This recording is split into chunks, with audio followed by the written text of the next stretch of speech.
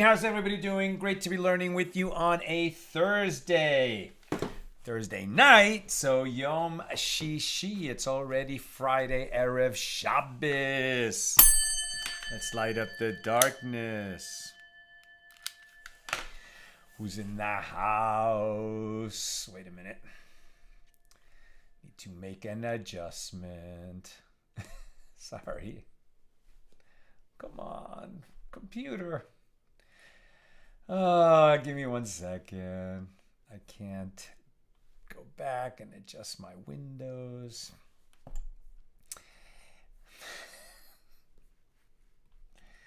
Why does everything that works every day choose one day not to work? Okay, I'm almost there. Thank you for being patient. Okay, who's in the house? Aoife in Florida, Spencer in Connecticut, Ella in Southern California, Gail in Kansas City, Alan in New York City, Roseanne in New York City, Marjorie in Georgia, Stephen in New Hampshire, Hood in South Carolina, Joe in the Inland Empire, Melissa in Great Neck, Bella in Florida, Yosef in Englewood, New Jersey, Bill in Missouri, back home safely, thank God. And Shandor in the Bronx, Karen in Northern California, Guy in Ohio, Paul in the Great Northwest, Belle in Texas, Lucy in Minnesota, Sharon in New Jersey, Stephen in Richmond. And I'm going to go back because I said I would yesterday.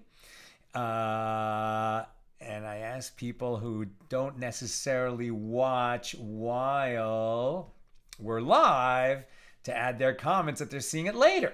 So Josephine in Sweden, Joanne in Atlanta, John in Maine, Augusto is back, Florence in Italy, Christine in San Jose, Al in Toronto, Michelle, and Guy. Now we're back to the people who are usually live. So welcome everybody, and thank you for leaving your name in the comments. Always a pleasure to see that you're here, whether you can watch live or not.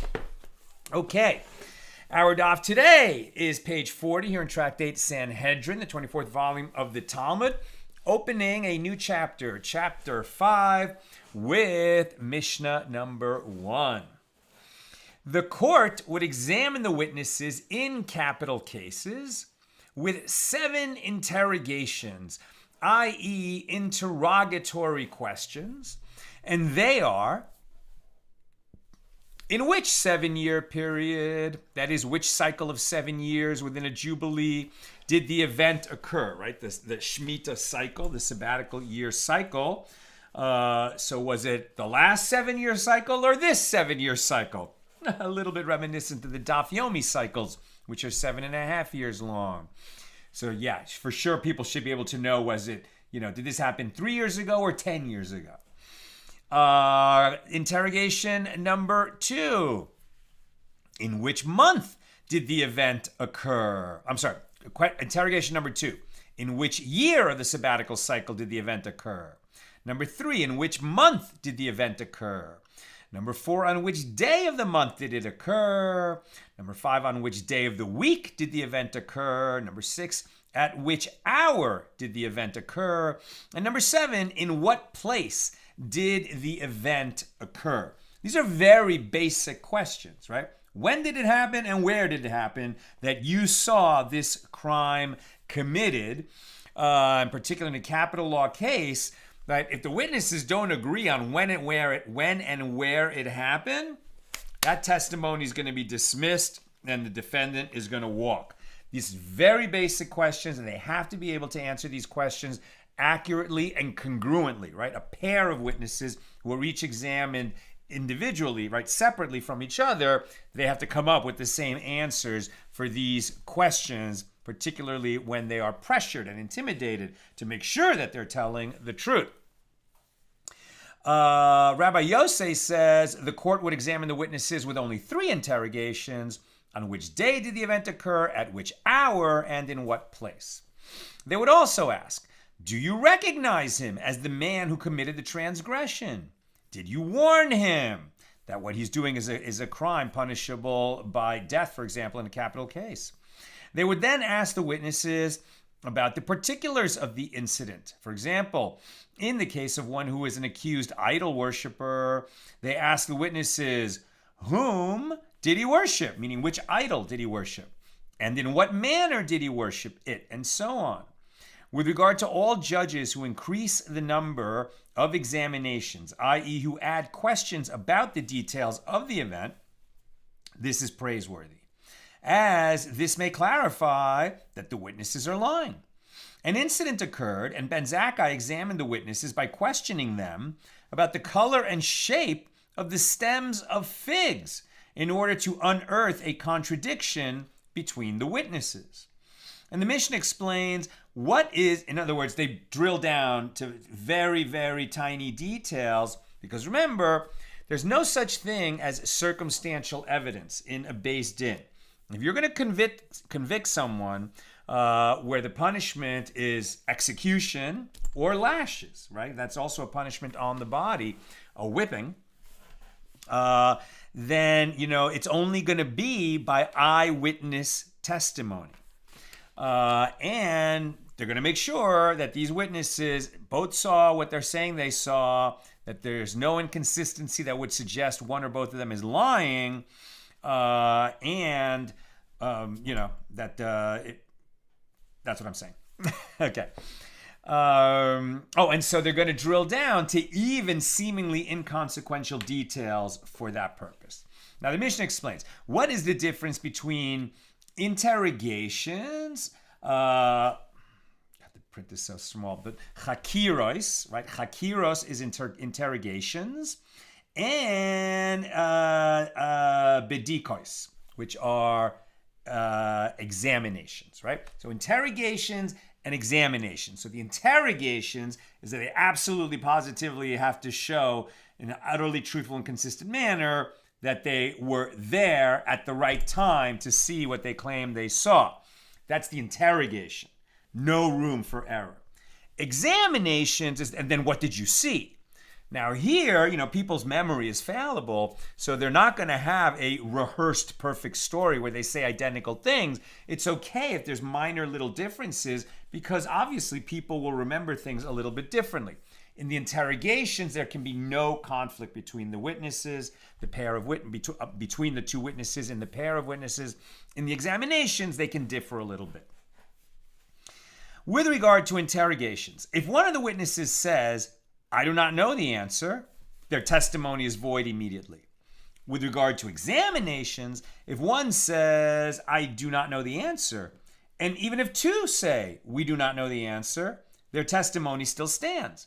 Both with regard to interrogations and examinations, at a time when the witnesses contradict each other, their testimony is void. That would suggest any contradiction, but that's not where the law is going to sit.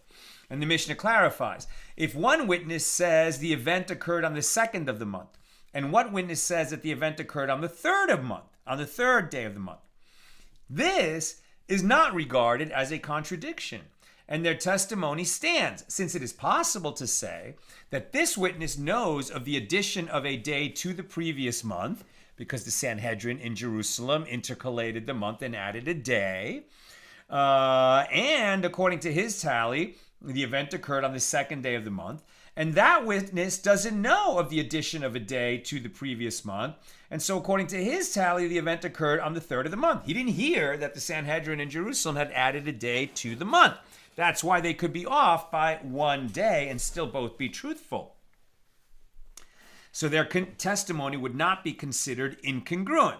By contrast, If this witness says the event occurred on the 3rd of the month, and that witness says the event occurred on the 5th of the month, then their testimony is void, as this disparity cannot be attributed to a mere error.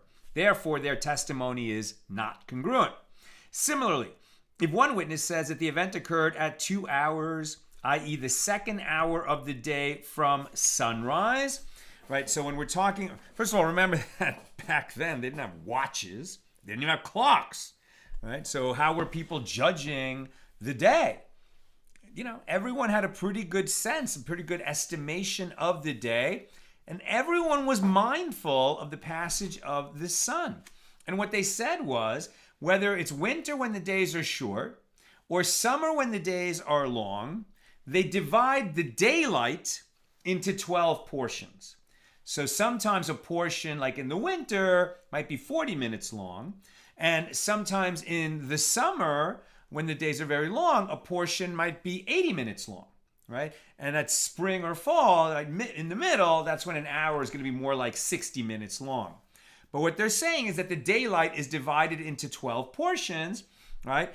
And at the middle portion, the sun crosses overhead. It might be lower in the sky, but it reaches the middle of its journey from east to west, right? And so people were accustomed to seeing, in that kind of a culture, they were much more attuned to the passage of time in a day from cues like the movement of the sun, much more than we are, who rely on our watches and clocks, etc., and have no idea where the sun is. They knew.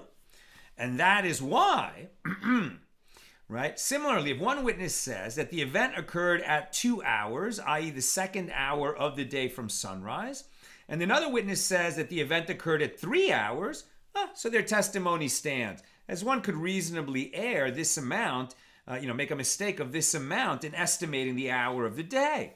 By contrast, if one says that the event occurred at 3 hours and the other one says that the event occurred at 5 hours, their testimony is void. Because in a culture where everyone is judging the time of day by the passage of the sun, everyone knows the difference between, the third hour or the fifth hour, which is to say approximately 9 o'clock in the morning or 11 o'clock in the morning.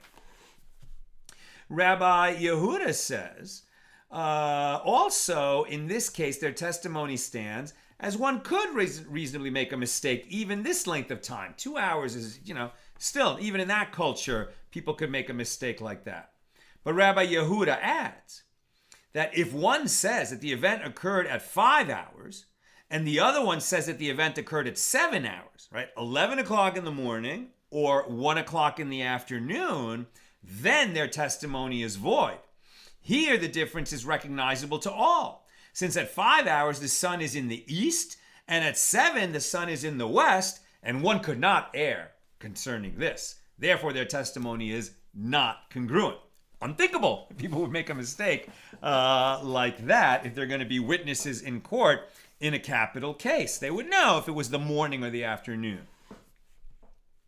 The Mishna continues. And afterward, after the court examines the first witness, they bring in the second witness and they examine him. If the statements of the witnesses are found to be congruent, the court begins to deliberate the matter. They open the deliberations with an appeal to anyone who can find the reason to acquit the accused. We're talking about a capital case.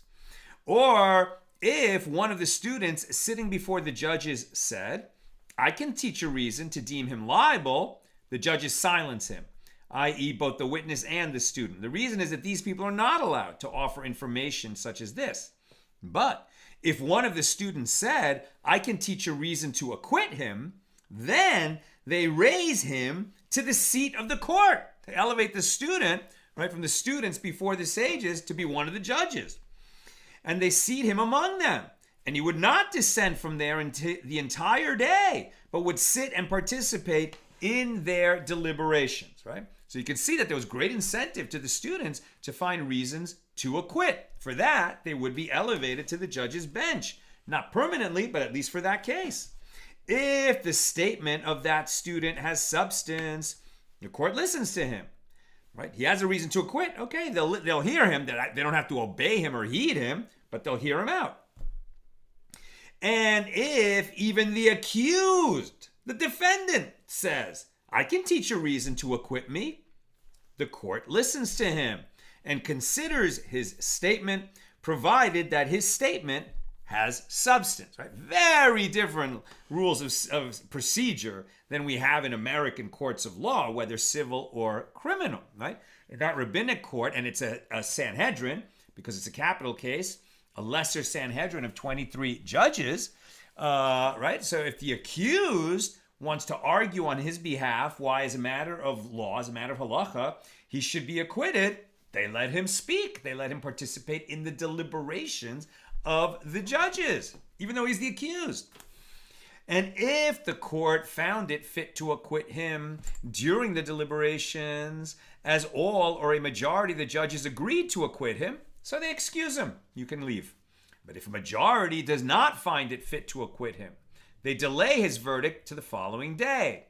And they then assign pairs of judges to discuss the matter with each other. And they would minimize their food intake, and they would not drink wine all day. And they would deliberate all night. And the following day, they would arise early and come to court and then vote again and tally the votes of the judges. One who yesterday was of the opinion to acquit the defendant says, I said to acquit, and I acquit in my place, i.e., I stand by my statement to acquit. And one who yesterday was of the opinion to deem him liable says, I said to deem him liable, and I deem him liable in my place, right? I have not changed my mind. One who yesterday taught a reason to deem him liable may then teach a reason to acquit, somebody who changed his mind overnight. But one who yesterday taught a reason to acquit may not then teach a reason to deem him liable. He can change his vote at the time of the final vote. Somebody might have been convinced to convict rather than acquit. But he can't teach the other judges why they should deem him liable if he already placed himself on the side of the argument of acquit. If they erred in the matter, as one of the judges forgot what he had said the previous day. So there are two judges, scribes, who recorded the statements of the judges, and they remind him. If the court then found it fit to acquit him unanimously, they excuse him. And if not, all the judges determine to acquit. And if not, all of the judges determine to acquit, and they stand to count the vote. Wait a minute, what? If the court then found it fit to acquit him unanimously, they excuse him.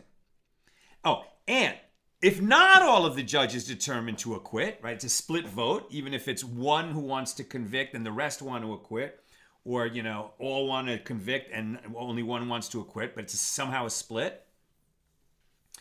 Then the judges stand and vote, right? They count the votes, see where they are. So if 12 judges vote to acquit him and 11 judges deem him liable, he is acquitted because we only need a simple majority to acquit the defendant and save him from execution. In a case where 12 judges deem him liable and 11 judges acquit, now we have a simple majority to convict him and sentence him to execution. But we need a supermajority of at least 2. It has to be at least 13 to 11. But there's no 13 to 11 because there's 23 judges. So we would need 13 to 10 or better in order to convict. If it's 12 to 11 to convict, what are we going to do? Right? So if 12 judges deem him liable and 11 judges acquit, or even if 11 judges acquit and 11 judges deem him liable, and one judge says, I don't know, or even if 22 judges acquit, or 22 judges deem him liable, and one judge says, I don't know, which means they only have 22 judges, they don't have a quorum. So then the judge who said he does not know is disregarded. It's as if he didn't vote. It's like he's not there. And the judges, as a body, add additional judges to the court until they reach a definitive ruling, either to acquit him by a simple majority or to convict him, where there's at least 2 more judges who vote to convict than the number of judges who vote to acquit. And how many judges do they add? They add pairs of 2 judges at a time until they reach a ruling, or they keep adding until there are 71 judges, but no more than that. At that point, If 36 judges acquit and 35 judges deem him liable, he's acquitted.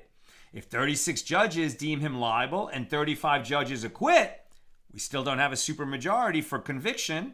So what do? It's right. The ones who vote to convict only outnumber the ones who vote to acquit by 1, 36 to 35. So what do? They continue to deliberate the matter, these judges against those judges, until one of those who deems him liable sees the validity of the statements of those who acquit and changes his position, as the court does not condemn a defendant to death by a majority of one judge. And that's the end of the Mishnah. Very interesting, because they're not even considering the possibility that, well, one who voted to acquit will change his mind, and then you will have, 37 to 34 voting to convict, and then he would be convicted. Because I said you can change your vote. We've already seen that. The one who's already argued to acquit can't change his argument to try to convince the other judges to hold him liable, and that's why it might seem unlikely that somebody would change his mind in that direction, but they could.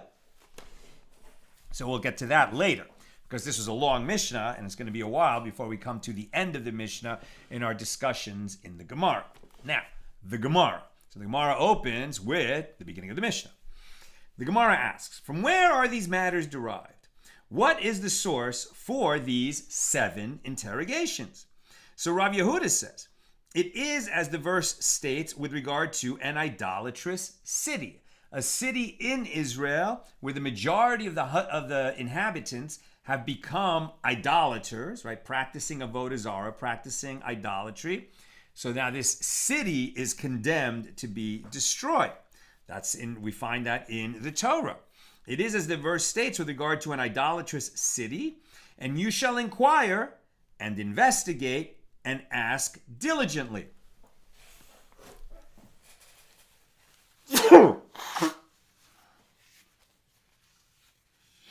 Right? You shall inquire, investigate, and ask diligently. Obviously, the Torah could have said you shall investigate the matter, but it says inquire, investigate, and ask diligently. We're going to learn something out from these seemingly superfluous terms. And it states with regard to another capital crime, the crime of an individual who worships idols, if it be told to you and you have heard it and inquired diligently, that's Deuteronomy 17:4. And then it states with regard to conspiring witnesses, which we've seen a bunch of times now, where 2 witnesses conspire to try and have a defendant executed or found liable of some crime. And then it turns out that they're liars, and we prove it because other witnesses saw those people somewhere else at the date, time, and place where they claim they saw the defendant commit a crime. These people weren't even there. They were somewhere else. So they are found to be conspiring witnesses, and they can be convicted and executed in the same manner as what they were trying to do through their conspiracy to have the defendant convicted. They will be convicted and punished in that manner. So about the law of conspiring witnesses, it states, and the judges shall inquire diligently. That's Deuteronomy 19:18. So, taken together, there are 7 interrogations alluded to in these verses by each instance of the terms inquire, investigate, and diligently. Right? Diligently is said 3 times. Inquire is said 3 times. And investigate is said once. So that's 7 altogether. Now we're on page 40b. So the Gemara asks, but why not say that each one is as it is written, and conclude that the Torah requires, respectively, 3, 2, and 2 interrogations in the 3 cases of idol worship, an idolatrous city, and conspiring witnesses that are discussed in those verses. Right? With respect to the idolatrous city, inquire, investigate, and ask diligently. So maybe in the case of an idolatrous city, when you're examining the witnesses, There you have to do 3 interrogations. And then with regard to this individual idolater, where it says you have heard it and you inquired diligently, so that's 2. And then about conspiring witnesses, it says inquire diligently, and that would be 2 interrogations for them. Why would we think to say that, this allusion to all these, interrogations, that you would take the 3 plus 2 plus 2 and say that in all these cases, when we examine witnesses, there are 7 interrogations that we make of them? Why not just say that in these kinds of cases, respectively, it would be 3 interrogations, 2 interrogations, or 2 interrogations? As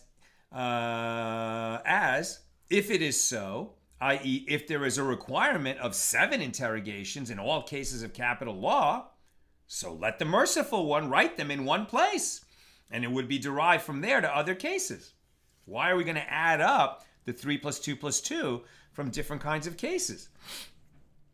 And the Gemara answers, since they are all written together, i.e., they all employ analogous terminology, so one learns the laws of one from the other, and once one learns the laws of one from the other, they are considered as if they are written in one place. So the Gemara asks, but those 3 instances of idol worship, an idolatrous city, and conspiring witnesses are not similar to each other. So how can we derive laws from one from the other? And the Gemara records a mnemonic device for the following terms: escapes, sword, and forewarning. So what are the differences between these types of cases?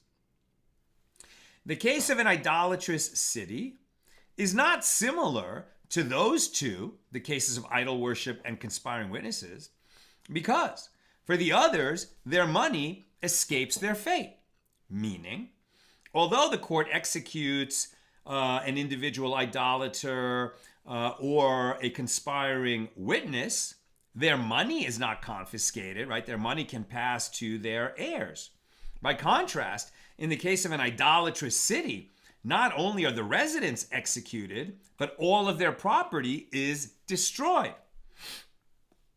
Idol worship is not similar to the other 2, as the other 2 transgressions are judged by the sword. In the case of the idolatrous city or the conspiring witness, if they are found guilty of their crime, they are executed by the sword, right? They're beheaded. While the punishment for idol worship for an individual idolater is death by stoning, which is considered a more serious type of execution, a stronger penalty. And the case of conspiring witnesses is not similar to the other 2, as those who transgress the other 2 transgressions require forewarning in order to be liable for the transgression, while conspiring witnesses are not forewarned before they testify. In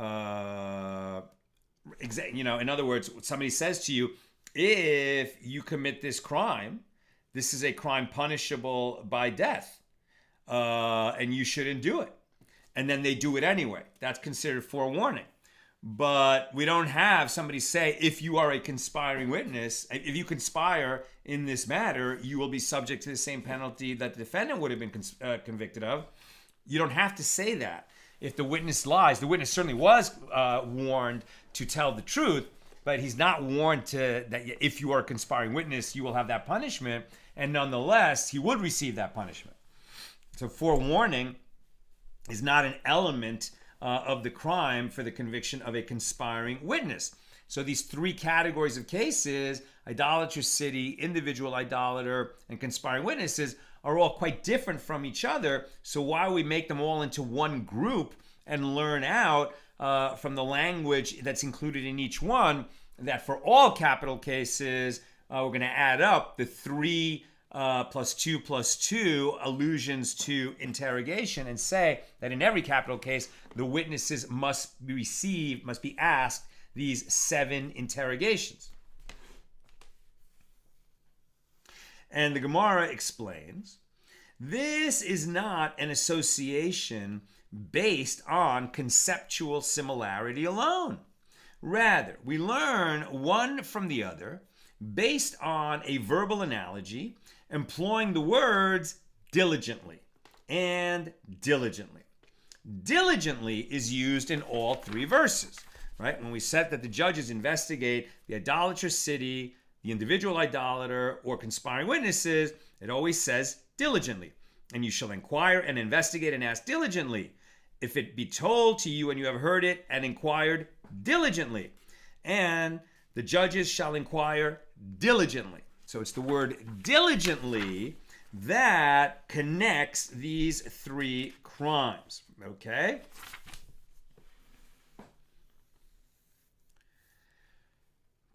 Right, which is hativ, diligently.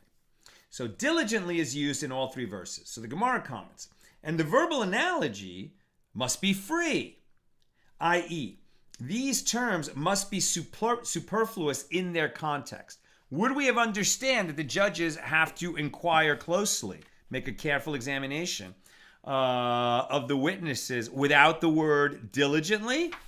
Sounds like, yeah, right? And you shall inquire and investigate, or it be told to you and you have heard it and inquired, and the judges shall inquire. I mean, do we really need the word diligently, that adverb? Since we don't actually need it, that's why it's there. It's to link these three categories.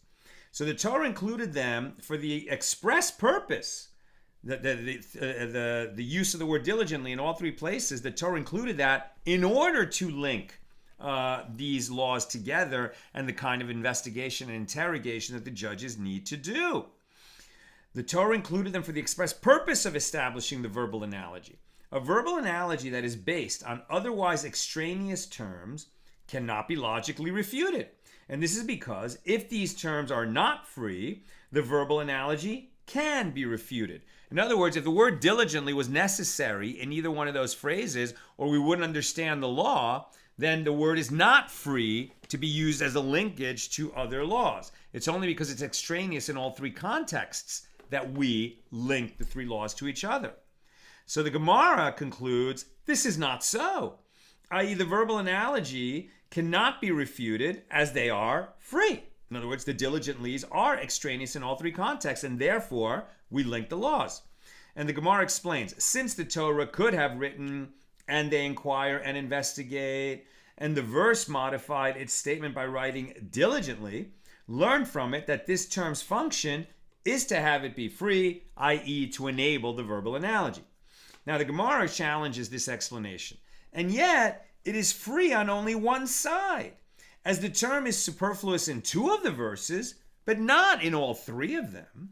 And the Gemara explains, granted, with regard to these two, idol worship and conspiring witnesses, it is free, because it could have been written, and you inquire and you investigate. But instead, the word diligently also appears in the verse. But in the verses concerning an idolatrous city, what could it have written differently? They are all written. Inquire, investigate, and diligently. Sounds like you need them all. And the Gemara answers, no. There also it is free. Free for this interpretation, as the term is superfluous in that verse as well. Since the Torah could have written, you shall inquire, or you shall investigate, in an emphatic form by doubling the verb, right? It could have been written, darosh tidrosh, right? In other words, inquire, like darosh, inquire, but we've seen all over the Bible, all over the Torah, that when, it gets translated to English as verily or indeed, what it really says is inquire, yea, you shall inquire, right? The Hebrew doubles a verb to signal to the reader, you must do this emphatically. Darosh tidarosh, right? Or that's about it, inquire or investigate, right? Hakor tichkor, or tachkor, right? Yeah, takor, hakor tachkor. Again, the same idea, right? Investigate, right? And we usually translate as investigate indeed, or indeed you shall investigate. But the Hebrew works, right? Hakor tichkor. In other words, that doubling of the verb is something that they could have done in order to emphasize, but instead it was done by adding a whole new term, diligently. Therefore, the diligently was unnecessary, could have been done a different way, and why is it there? To link these laws to each other.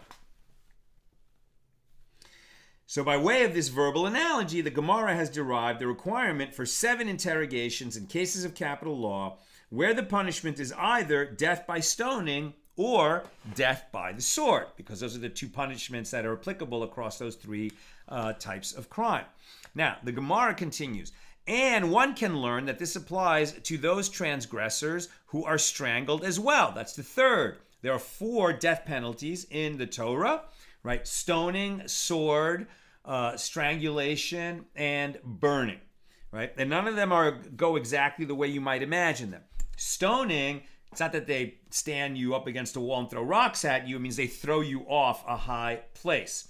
Strangulation, not actually hanging. Strangulation is accomplished by they wrap like a scarf around your neck and pull. 2 people pull it until you suffocate. Burning, they don't burn you at the stake. They pour molten lead down your throat. Well, the sword is like what you think. That is beheading. Okay. So we've talked about so far just stoning or death by the sword. So the Gemara continues, and one can learn that in cases of capital punishment where the type of execution that the defendant will receive if he's convicted is strangulation, would also require these 7 interrogations of the witnesses by means of a kal v'chomer inference from those transgressors who are stoned and from those who are killed by the sword. Because just as in these cases where the transgression is severe, as evidenced by their severe mode of execution, all the more so those transgressors who are strangled, who committed a less severe transgression. Wait a minute. Let me do that again. Just as in these cases where the transgression is severe, as evidenced by their severe mode of execution, 7 interrogations are required, the requirement should apply all the more so to those transgressors who are strangled, who committed a less severe transgression, right? And so you might think we have a little slightly more incentive to get them off the hook because their transgression is less severe. All the more so, you would put more pressure on the witnesses to try to get them, to contradict each other and thereby excuse the defendant from that death penalty, right? Again, the idea, strangulation is the least severe of the death penalties. So the crimes that result in execution by strangulation are considered less severe crimes than the crimes that lead to death penalty by stoning or the sword. And one can learn that this applies to those transgressors who are burned as well by means of the kal v'chomer inference from those transgressors who are stoned. Because getting stoned, thrown off a height, is considered the most severe death penalty, even more severe than burning. Now that's interesting because if you had to die, wouldn't you rather be thrown off a cliff than have molten lead poured down your throat? But the reason that it's considered worse is because if you're thrown off a height, your bones are smashed and your corpse is disfigured. The hot lead down your throat, awful, painful, kills you. I guess you would suffocate as well as feel the pain. But your corpse would not be disfigured. Now, the Gemara questions this last inference. Well, this works out well according to the opinion of the rabbis, the majority, who say that stoning is more severe than burning. We're going to see that on page 49b. So consequently, it is possible to derive by means of the kal v'chomer inference the law of a transgression whose punishment is burning from the law of a transgression whose punishment is stoning.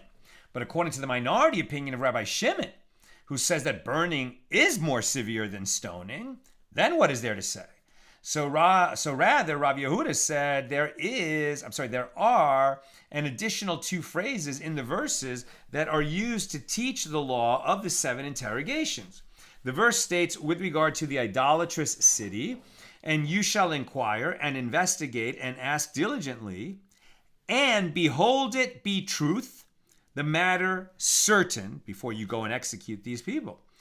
That's Deuteronomy 13:15. And additionally, the verse states with regard to the individual idolater, you have inquired diligently, and behold, it be truth, the matter certain. Only then, right, would you execute. That's Deuteronomy 17:4. So, when one adds the two usages of truth and certain to the 7 expressions stated earlier, so consequently there are 11 expressions. 7 are used to teach the law of the 7 interrogations, and of the 4 that remain, remove 3, 1 for each verse, for the purpose of the verbal analogy, and 1 still remains. According to the opinion of Rabbi Shimon, the additional expression serves to include the law that the 7 interrogations applies to those transgressors who are burned. According to the opinion of the rabbis as well, who learned this from a kal v'chomer inference, the additional expression teaches the same law. As with regard to a matter that can be derived through a kal v'chomer inference, the verse nevertheless takes the trouble and writes it explicitly.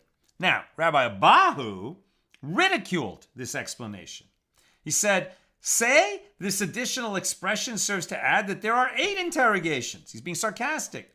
And the Gemara asks, and are there 8 interrogations? What interrogation can be added? So he was asking it sarcastically, but now the Gemara takes it seriously and says, why not? But there is the possibility to add this question to the interrogation. When in the hour? At what time within the hour? Like what minute within the hour? Why not? Certainly we would do that now when we have watches and clocks. But back then, okay, not everyone was so expert at estimating the time. But after all, here's the defendant who stands to be executed by the court if he is convicted. So maybe we should be even tougher on the witnesses and ask them what time, what section of the hour did this happen? And this is also taught in a Baraisa. They would examine him with 8 interrogations, not just 7. So the Gemara comments, this works out well according to the explanation of Abaye of the opinion of Rabbi Meir, who says, in explaining Rabbi Meir's opinion, a person does not err at all, i.e. when witnesses state an hour in which an event occurred, it is assumed that they are completely accurate. And also, according to the version of his statement that Abaye says, a person errs a bit. It is well. So consequently, there is reason to ask at what time during the hour the event occurred. But according to the explanation of Abaye of the opinion of Rabbi Yehuda, who says in explaining Rabbi Yehuda's opinion, a person errs up to half an hour, and according to the opinion of Rabbah, who says people err even more than that, well then what can be said? Why would you ever ask, what portion of the hour if people can't estimate that accurately? There's no reason to ask at what time of the hour the event occurred, as any inconsistency will be ascribed to an innocent error. So why would you ever have 8 interrogations? 7 will do. The Gemara suggests, rather, there is the possibility to add the question, in how many years within the Jubilee, i.e. in which of the 50 years the event occurred? Okay. It sounds like a pretty broad question. It's almost like, what's the point of asking it? The Gemara questions this explanation. This is exactly the same question as in which 7-year period of the Jubilee did the event occur, as one can calculate the year within the Jubilee by knowing which 7-year period we're talking about. And the Gemara suggests, rather, there is the possibility to add the question of in which Jubilee cycle did the event occur? In the current cycle or the previous cycle? Okay. And the other sage, Rabbi Bahu, who assumes that there cannot be an 8th interrogation, holds that once the witness said in which 7-year period of the Jubilee the event occurred, there's no need to ask in which Jubilee, right, which 50-year period it occurred, as the court would have no reason to think that he is testifying about an event that occurred 50 years ago. New subject. The Mishna teaches that Rabbi Yosei says they ask only on which day, at which hour, and in which place the event occurred, but no more. Only 3 interrogations. Remember, interrogations are basic stuff that if the witnesses don't agree with each other about the time and place, time, date, and place, let's say, then we immediately dismiss their testimony and the defendant walks. At a minimum, they have to agree on what date, what time, and what place this occurred. Once they agree on that, then we start examining them about the facts of the case. So Rabbi Yosef says, okay, well, we can say the date, the time of day, and the place. What do we need 7 interrogations for? It is taught in a Baraisa, the reasoning behind this dispute. Rabbi Yosef said to the rabbis, according to your statement that the court asks all 7 interrogations, when there is a witness who came to court and said, the accused killed the victim last night, should the judge say to him in his examination, in which 7-year period of the Jubilee, in which year, in which month, on which day of the month did the accused murder the victim? What will be the purpose of asking these questions? It suffices that they ask him about the day, the time, and the place. The rabbis said to him, according to your statement, when there is a witness who came to court and said, the accused killed the victim just now, should the judge say to him in his examination, on which day, at which hour, and in what place did the accused murder the victim? The witness already stated that the murder just happened. And the rabbis continue, so rather, even according to your opinion, although it is not necessary to ask these questions in this particular case, we impose the obligation to answer all 7 interrogations on the witnesses in accordance with the explanation of Rabbi Shimon ben Elazar, that the court beleaguers the witnesses in an attempt to confuse them, because the matter is so serious. Here too, although it is not necessary to ask these questions in this particular case, we impose the obligation to answer all the interrogations on the witnesses in accordance with the explanation of Rabbi Shimon ben Elazar. I would also note we're also establishing a record because maybe the defendant gets convicted, but later they find a reason to overturn this ruling, maybe even taking it to another court, and then it would be useful to hear what it was that the witnesses said back then in answer to all the questions, right? I'm almost done. Questions or comments, please get them in now. And the Gemara asks, and what would Rabbi Yosef respond to this claim of the majority? And the Gemara answers, he holds that the witness testifying the accused killed the victim last night. This is common in most testimonies. Therefore, this testimony is taken into account when deciding the content of the interrogations. By contrast, the witness testifying the accused killed the victim just now, this is not common in most testimonies. It is relatively rare. Therefore, this testimony is not taken into account when deciding the content of the interrogations. Boom. We just heard something in passing that was pretty interesting.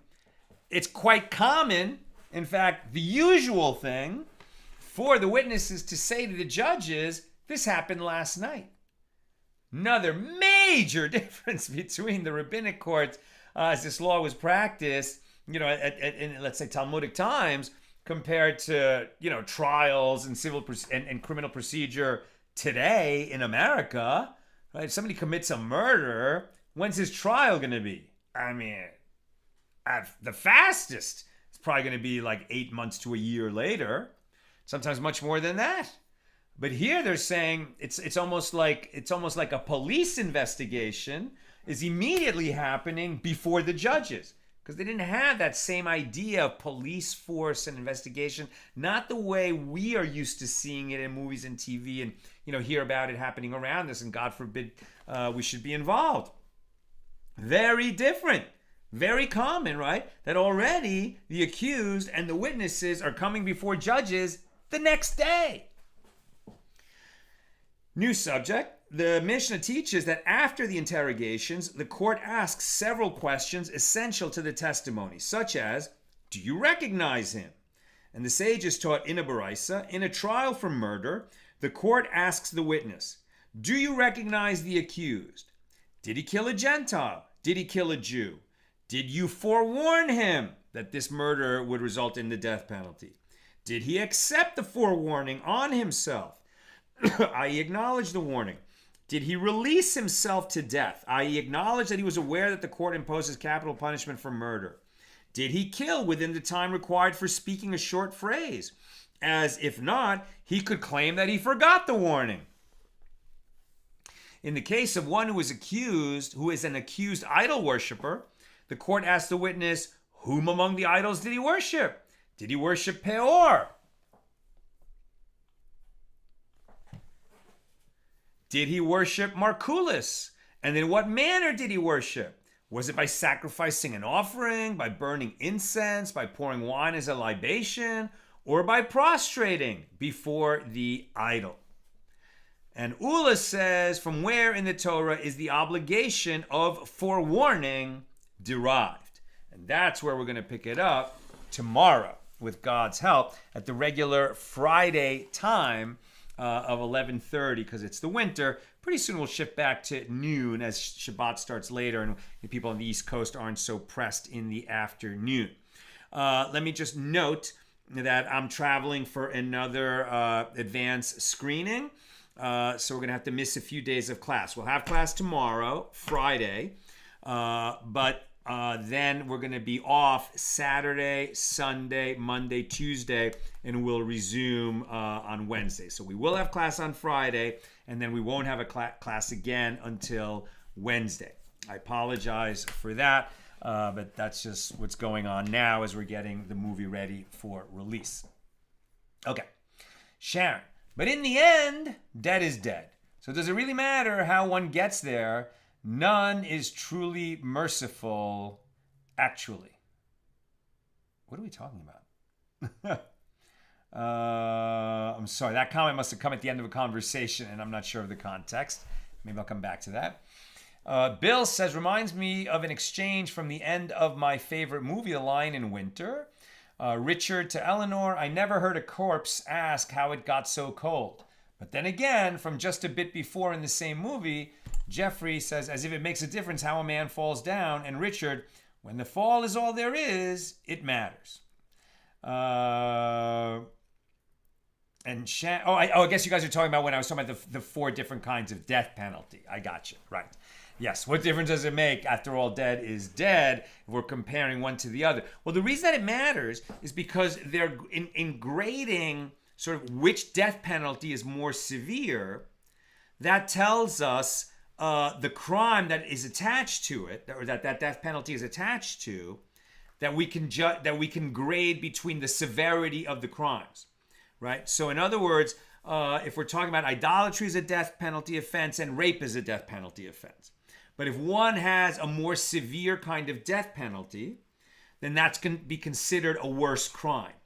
And the reason that matters is because we might be able to learn out one law, from the more severe case to the less severe case using a kal v'chomer inference, but we wouldn't be able to learn a law from the more severe case to the less severe case if it's about astringency.